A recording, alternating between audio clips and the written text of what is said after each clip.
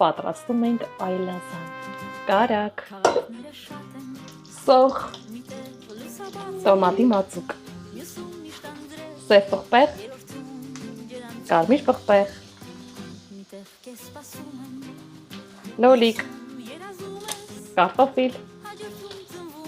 տավարի միս նախապես խաշված վիճակում, սմբուկ և դթնիկ,